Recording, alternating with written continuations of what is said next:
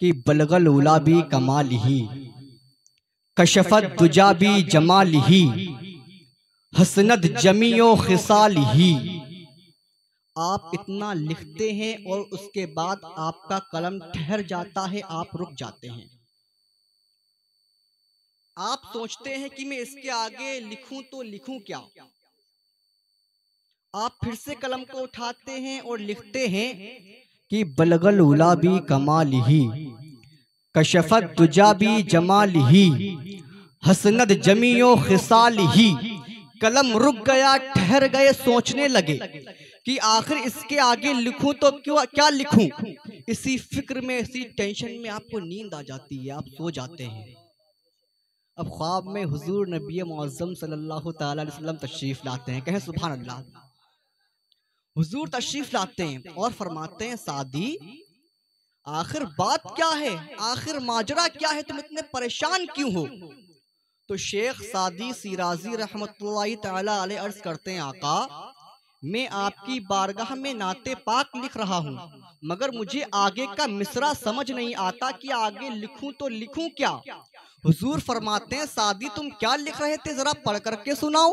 तो शेख सादी सिराजी रहमतुल्लाहि तआला अलैह पढ़ना शुरू करते हैं कि बलगल उला भी कमाल ही, कशफत दुजा भी जमाल ही, हसनत जमीओ खिसाल ही। कलम रुक गया, ठहर गए। हुजूर फरमाते हैं, अरे सादी आखिर बात क्या है, आखिर माजरा क्या है, आगे क्यों नहीं पढ़ते। शेख सादी अर्ज करते हैं, आका इसके आगे का मिसरा समझ में नहीं आता, आखिर लिखूं तो लिखूं क्या। हुजूर फरमाते हैं, सादी तुम पढ़ना शुरू करो। शेख सादी पढ़ना शुरू करते हैं, बलगल उला भी कमाल ही, कशफत दुजा भी जमाल ही, हसनत जमीओ खिसाल ही। अरे हुजूर फरमाते हैं, अरे सादी क्यों नहीं कह देते कि सल्लू अलैहि व आलिही। वाह वाह, जिंदाबाद जिंदाबाद भाई, वाह क्या बात है भाई, बहुत अच्छे।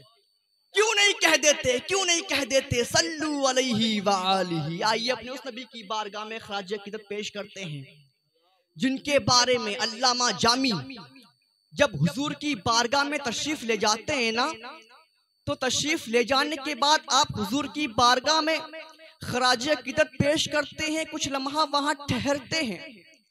कुछ लम्हा वहां ठहरने के बाद जब आप वहां से जाने का इरादा करते हैं, जब वहां से जाने का इरादा करते हैं तो कब्र अनवर से आवाज आती है, ए जामी तुम दोबारा फिर आना। अल्लामा जामी हैरान रह गए, परेशान रह गए कि कब्र अनवर से आवाज आई है कि ए जामी दोबारा फिर आना, यानी मुस्तफा करीम ने मुझको बुलाया है। आपकी खुशी का कोई ठिकाना ना था, आप खुशी खुशी वहां से चले जाते हैं। कुछ दिनों के बाद आप फिर वापस आते हैं और मुस्तफा करीम की बारगाह में खराज अकीदत पेश करते हैं, कुछ लम्हा वहां ठहरते हैं। ठहरने के बाद जब आप वहां से जाने का इरादा करते हैं ना, तो फिर से कब्र अनवर से आवाज आती है कि अये जामी दोबारा फिर आना। अय है क्या शान है। आप सोचते हैं, हैरान रह जाते, परेशान हो जाते, और आपकी खुशी का कोई ठिकाना नहीं कि मुस्तफा करीम ने मुझे दोबारा बुलाया है। आप चले जाते हैं, आप तीसरी मर्तबा तशरीफ लाते हैं, हुजूर की बारगाह में आते हैं, बड़ी अदब एहतराम के साथ खराज अकीदत पेश करते हैं, कुछ लम्हा वहां ठहरते हैं। जब आप वहां से जाने का इरादा करते हैं ना, तो इस बार कब्र अनवर से कोई आवाज नहीं आती, कोई सदा नहीं आती। तो अल्लामा जामी परेशान हो जाते हैं कि आखिर बात क्या है। जब मैं पहली मर्तबा आया तो कब्र अनवर से आवाज आई थी, ए जामी दोबारा फिर आना। जब मैं दोबारा आया तो कब्र अनवर से आवाज आई थी, ए जामी दोबारा फिर आना। जब मैं तीसरी मर्तबा आया हूँ, अब मैं जाने का इरादा कर रहा हूँ, तो इस बार कब्र अनवर से कोई आवाज नहीं आई, मुझे हुजूर ने दोबारा नहीं बुलाया। आखिर बात क्या है, आखिर माजरा क्या है। शायद कि हुजूर मुझसे नाराज हो गए, हुजूर मुझसे रूठ गए, मेरा महबूब मुझसे रूठ गया, हुजूर नाराज हो गए। अल्लाह अकबर। इसी फिक्र में आप इतना रोते हैं, इतना रोते हैं कि आपका कुर्ते मुबारक तर हो जाता है, इतना रोते हैं कि आप बेहोश हो जाते हैं। उसके बाद जब आपकी आंख खुलती है ना, तो आप क्या देखते हैं कि आपके इर्द गिर्द लोगों का मजमा लगा हुआ है, और लोग कहते हैं, ए जामी आखिर बात क्या है, माजरा क्या है, इतना परेशान क्यों हो, क्यों रो रहे हो। तो अल्लामा जामी कहते हैं कि जब मैं पहली मर्तबा हुजूर की बारगाह में आया तो जब मैंने जानने का इरादा किया तो कब्र अनवर से आवाज़ आई थी, जामी दोबारा फिर आना। जब मैं दोबारा आया, जब मैंने जानने का इरादा किया तो कब्र अनवर से आवाज़ आई थी, जामी दोबारा फिर आना। जब मैं अब दूसरी मर्तबा आया हूँ तो जब मैं जानने का इरादा कर रहा हूँ तो इस बार कब्र अनवर से कोई आवाज़ नहीं आई। हुजूर ने मुझे नहीं बुलाया, शायद कि मेरा महबूब मुझसे रूठ गया है, हुजूर रूठ गए हैं। अब यहाँ से हुजूर की इल्म गैब का पता लगता है। हुजूर जानते हैं कि ये साल जामी का आखिरी साल है, ये महीना जामी का आखिरी महीना है, ये कुछ दिन जामी के आखिरी दिन है। अल्लाह अकबर। जब अल्लामा जामी वहां से जाने का इरादा करते हैं ना तो इश्क़े नबी के समंदर में गोता लगाते हैं और लिखना शुरू करते हैं कि तनम फरसूदा जा पारा से हिजरा या रसूल अल्लाह, तनम फरसूदा जा पारा से हिजरा या रसूल अल्लाह, दिलम पसबुर्दा आवारा जे सिया या रसूल अल्लाह।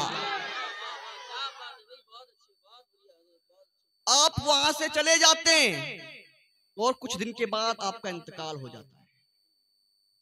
तो आइए अपने नबी की बारगाह में ख्वाजा की तरफ पेश करते हैं, जिनके बारे में सरकार सैयदी आला हजरत मुजद्दिदे दीन व मिल्लत अशाह इमाम अहमद रजा खान फाजिल बरेलवी अलैहि रहमत व रिज़वान जब इश्क़ नबी के समंदर में गोता लगाते हैं तो लिखते हैं, क्या लिखते हैं? आप लोग मेरे साथ मिलकर के पढ़िएगा, दोनों हाथों को फिजा में लहरा करके। सबसे औला व आला, सबसे औला व आला, सबसे बाला व बाला, सबसे बाला व वाला, अपने मौला का प्यारा, अपने मौला का प्यारा, दोनों आलम का दूल्हा, दोनों आलम का दूल्हा, और जिनके तलवों का धोबन है आबे हयात, है वो जाने मसीहा, है वो जाने मसीहा। और क्या पता कितने तारे खिले छिप गए, क्या पता, क्या पता कितने तारे खिले छिप गए, पर ना डूबे ना डूबा, पर डूबे ना डूबा। और कौन देता है देने को मुंह चाहिए, कौन देता है देने को मुंह चाहिए। अरे मियां देने वाला है सच्चा, देने वाला है सच्चा। आइए अपने उस नबी की बारगाह बेकसपना में ख्वाजा की पेश करें और पढ़ें बावज़ बुलंद अल्लाहु रब्बु मुहम्मदिन सल्लल्लाहु अलैहि वसल्लम, मुहम्मदिन सल्लल्लाहु अलैहि वसल्लम।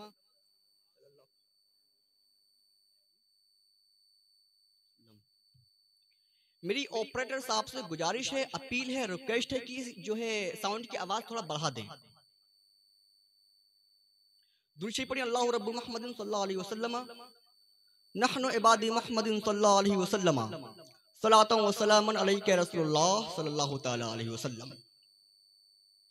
हम बहुत बहुत मुबारकबाद पेश करते हैं उस कमेटी को जिसने सरकारे गौसे आजम रदी अल्लाह ताला अन्हु के हवाले से इस 11वीं शरीफ की महफिल को सजाया।